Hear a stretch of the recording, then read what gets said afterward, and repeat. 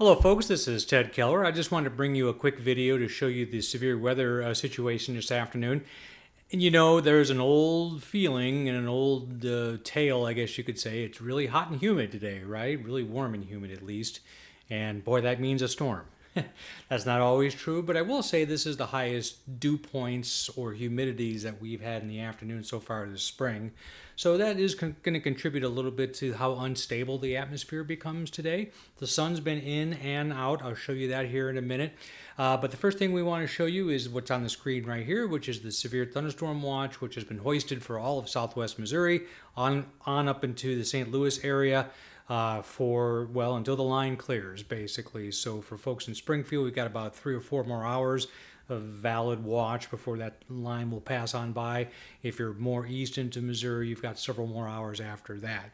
So what is the general setup? Well, first of all, let's take a look at a couple of things. I wanted to look at this right here is a map that I find useful for hail. And this just shows how unstable or steep the temperature changes with height in the middle part of the atmosphere where hailstones are most likely to grow.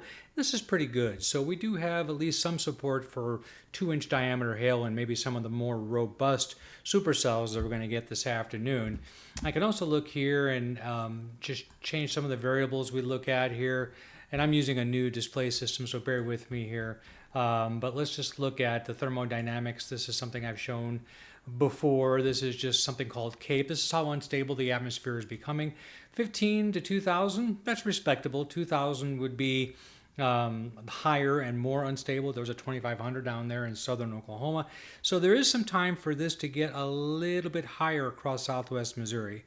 And so we're going to keep an eye on that very carefully. The wind shear is actually pretty good, and it is the value of it is what we're looking for. So 30, 40 knots in the upper atmosphere, that's pretty good with the vectors coming almost out of due west, which basically is along the boundaries. So if you want discrete supercells to develop, normally I would say that's just separate supercells that can have all the energy. I would normally say yes, but there's a complicating factor with that here today.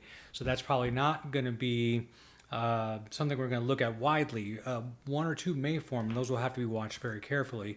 Here is the radar loop, sort of the composite. You can see storms are quite active across northern and I should say central Missouri or north of Springfield. Other storms here are forming right along the cold front out around Pittsburgh, Kansas. You can see those.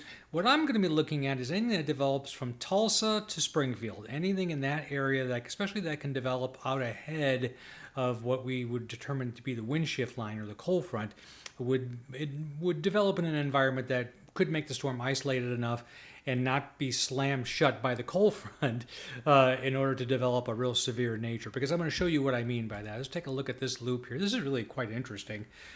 We had a couple of features here. This right here, this little setup is a gravity wave. It's kind of an exotic sounding thing. All it does is it moves, in this case, through the middle part of the atmosphere. It causes a cloud roll and then decreasing motion or downward motion behind it, clears it out.